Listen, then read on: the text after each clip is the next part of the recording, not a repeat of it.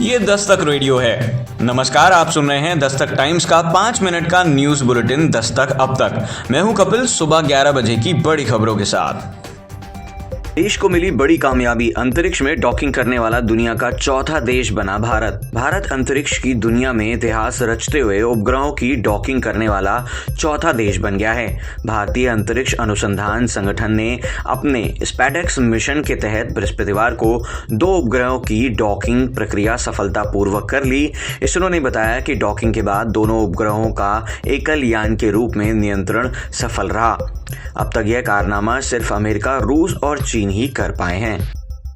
8वां वेतन आयोग बनेगा। 1 करोड़ केंद्रीय कर्मियों, पेंशन भोगियों को होगा फायदा। आम बजट से पहले मोदी सरकार ने दिया बड़ा तोहफा। जनवरी 2026 से पहले सिफारिशें होंगी लागू।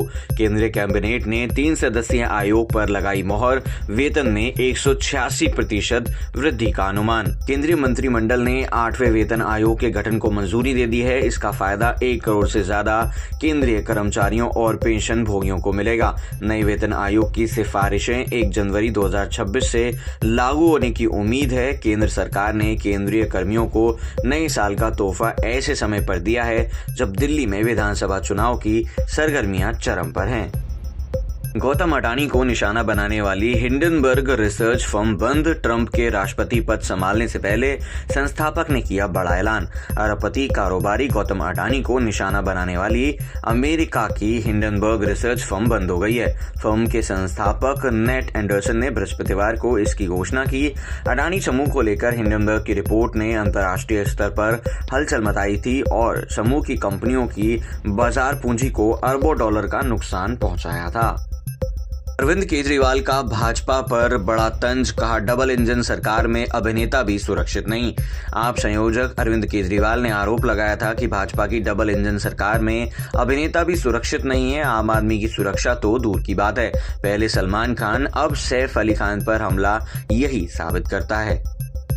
76वें गणतंत्र दिवस समारोह के मुख्य अतिथि इंडोनेशिया के राष्ट्रपति प्रबोवो सुबियांतो 25 जनवरी को नई दिल्ली पहुंचेंगे। यह उनकी पहली भारत यात्रा है। विदेश मंत्रालय ने बृहस्पतिवार को बताया कि प्रधानमंत्री नरेंद्र मोदी के निमंत्रण पर प्रबोवो 2 दिवसीय दौरे पर भारत आ रहे हैं।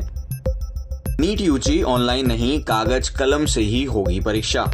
केंद्र सरकार ने देश के मेडिकल कॉलेजों के स्नातक पाठ्यक्रम में दाखिले के लिए नीट यूजी 2025 परीक्षा ऑनलाइन के बदले कागज कलम के पुराने तरीके से OMR शीट पर ही कराने का फैसला किया है।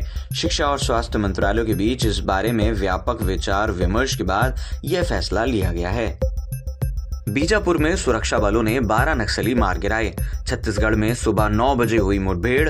नक्सल विरोधी संयुक्त अभियान पर निकली थी टीमें। विश्व आर्थिक मंच ने कहा कि भारत के दम पर मजबूत बनी रहेगी दक्षिण एशिया की GDP। भारत इस साल भी सबसे तेजी से बढ़ेगा। वैश्विक अर्थव्यवस्था की गति रहेगी सुस्त।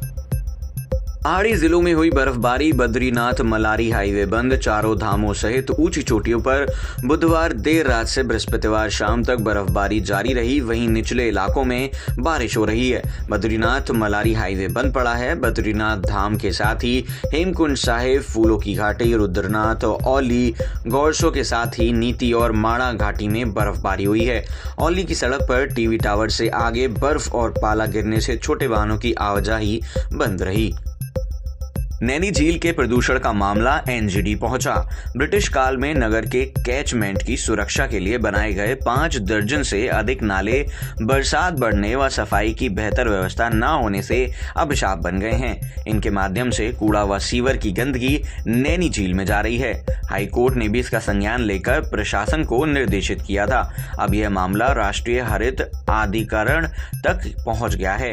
NGT ने कुमाऊं आयुक्त दीपक रावत को बतौर नोडल अधिकारी बनाकर केंद्रीय व राज्य बोर्ड की जांच के आदेश दिए हैं। बता दें कि साल 1880 के भूस्खलन के बाद अंग्रेजी हुकूमत की ओर से कैचमेंट क्षेत्र को भूस्खलन से बचाने के लिए 5 दर्जन से अधिक नालों का निर्माण कराया गया था। इनमें से लगभग 40 से अधिक नाले नैनी झील में खुलते हैं। बारिश का पानी नालों से होते हुए झील तक पहुंचता है। अब नैनीताल की आबादी बढ़कर 55,000 से अधिक हो गई है। पीक सीजन में पर्यटकों की संख्या भी इतनी ही रहती है। सुनते रहिए दस्तक टाइम्स का 5 मिनट का न्यूज बुलेटिन दस्तक अब तक।